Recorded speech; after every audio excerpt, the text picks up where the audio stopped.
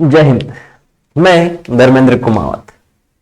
Part 2 में question chapter अपन discuss कर रहे थे और आज के सेशन में इस चैप्टर का लास्ट टॉपिक अपन डिस्कस करेंगे जो है सास गुणांक या जिसे अपन कहते हैं श्वसनीय अनुपात।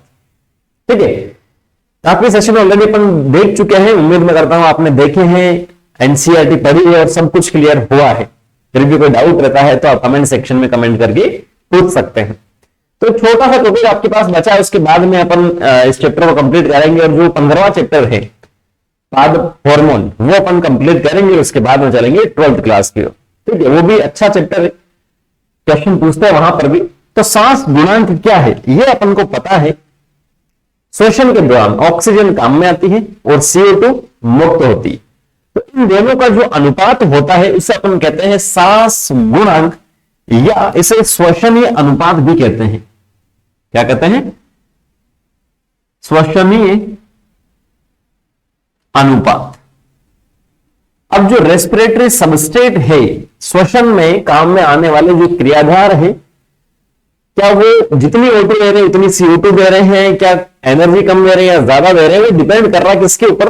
वो क्रियाधार के ऊपर डिपेंड कर रहा है। ठीक है, जो भी रेस्पिरेटरी सबस्ट्रेट होगा उसी के ऊपर सारा खेल निर्भर करेगा। तो श्वसनीय अनुपात या जिसे इंग्लिश में अपन RQ भी बोलते हैं, रेस्पिरेटरी क्वेश्चन जिसे अपन बोलते हैं। ठीक है, ये सिंपल सा आपको ध्यान रखना है, शॉर्ट में कभी दिया जाए RQ रेस्पिरेटरी क्वेश्चन जिसे अपन बोलते हैं, इसका मतलब होता क्या है? तो RQ आपके पास सिंपल सी डेफिनेशन आपके पास होती है RQ की, कि जो भी श्वसन की प्रोसेस अपन ने डिस्कस की है उसके अंदर मुक्त हुई जो CO2 है। RQ क्या है? श्वसन की प्रोसेस में मुक्त हुई CO2 का आयतन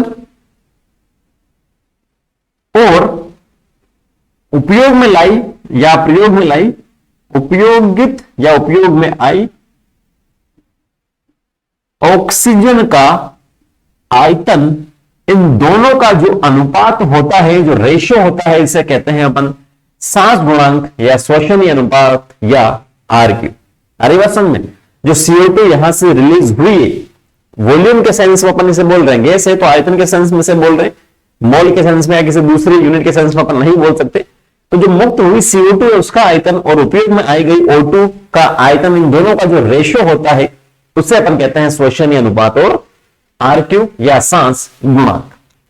अब अपन बात करें सबसे फर्स्ट जो फेवरेट प्रोडक्ट के सबस्ट्रेट की बात की थी, क्रियाधार की बात की थी, वो अपने पास कौन सा था?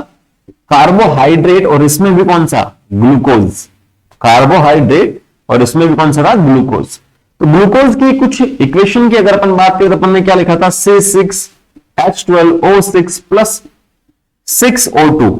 ये पूरी प्रोसेस आपके पास कंप्लीट हुई तो आपको जो प्रोडक्ट मिलता है 6CO2 plus 6H2O plus energy, ऊर्जा यहां से मिलती है और यही अपना मेन उद्देश्य ऊर्जा का उत्पादन। तो अब यहां पर अगर कार्बोहाइड्रेट का RQ आपसे पूछा जाए तो आप क्या लिखोगे? मुक्त हुई CO2 का वॉल्यूम आपके पास कितना होगा? 6 होगा।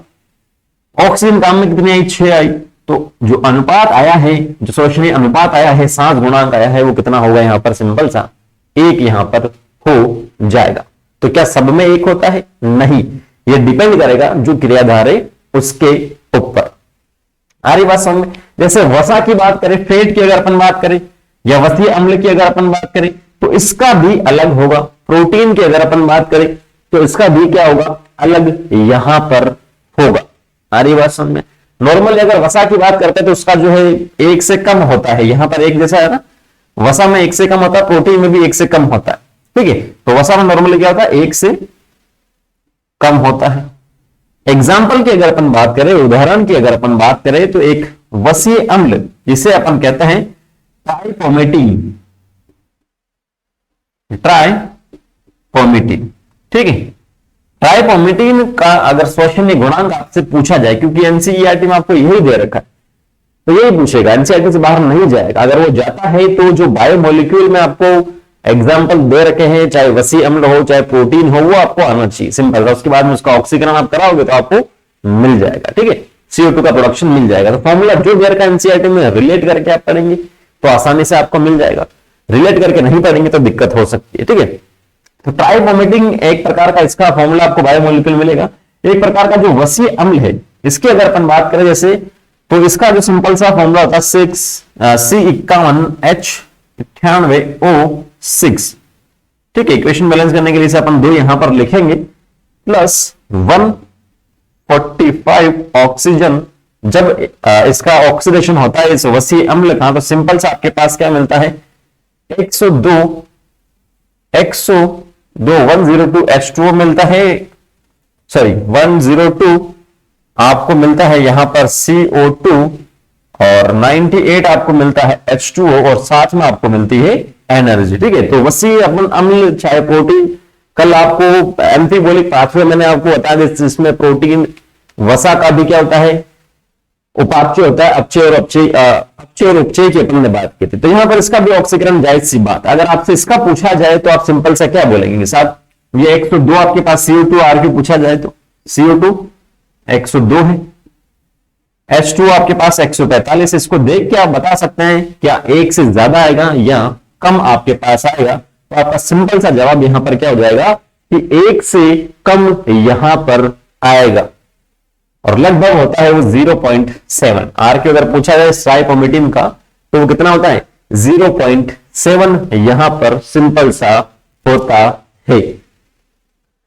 आ रही बात समझ में, क्लियर है। और सबसे लास्ट में अगर अपन बात करें, तीसरे प्रकार का जो सबस्ट्रेट जो अपन ने डिस्कस किया था वो था प्रोटीन, और इसका भी आपके पास क्या होता है 1 से कम ही होता है।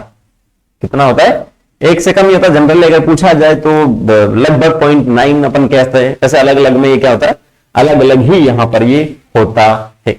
आरी बस, तो ये कुछ जो मॉलिक्यूल अपन ने देखे, मॉलिक्यूल सॉरी सबस्ट्रेट जो क्रियाधार अपन ने देखे थे, उसके आपको RQ बता रखे, रेस्पिरेटरी सबस्ट्रेट यहां पर, रेस्पिरेटरी क्वेश्चन जो है यहां पर वो क्या बता रखे हैं। ठीक है, एक और पॉइंट आपको सिंपल सा यहां पर ध्यान में रखना है कि जो भी सबस्ट्रेट है वो अकेला यहां पर काम में नहीं आ रहा है क्रियाधार। जैसे प्रोटीन की बात करें तो केवल प्रोटीन नहीं है, वसा भी हो सकता है, उसके साथ में वसीय अम्ल भी आपके पास हो सकता है। तो ये तीनों आपको ध्यान में रखना। सीधा सीधा पूछेगा क्वेश्चन, सीधा ये पूछ लेगा कि निम्न में से कौन सा कथन सही है, तो बोलेगा कार्बोहाइड्रेट का RQ जो 1 से अधिक होता है, वसा का जो है 1 से कम होता है, या 0.1 से कम होता है, 0.1 से 0.5 होता है, कुछ भी ये ऑप्शन दे देगा, सही है या गलत है, वो आपको सिंपल सा आ जाना चाहिए। छोटे छोटे ही क्या है ये यहां से क्वेश्चन बन सकते हैं। तो ये टॉपिक भी यहां पर क्या होता है, कंप्लीट यहां पर होता है। ठीक है, छोटा सा टॉपिक, इजी टॉपिक, इसमें कोई दिक्कत आपको नहीं आनी चाहिए। हम नेक्स्ट सेशन में अपन मिलेंगे तो नया चैप्टर अपन स्टार्ट करेंगे पादप हार्मोन का, जो प्लांट फिजियोलॉजी का 15वां जो चैप्टर है 11th क्लास का, उसे कंप्लीट करके अपन स्टार्ट करेंगे 12th क्लास। सो इसको देखिए, एनसीईआरटी पढ़िए, कोई डाउट है तो कमेंट सेक्शन में कमेंट करके पूछ सकते हैं। मिलता है नेक्स्ट सेशन में। Thank you, all the very best.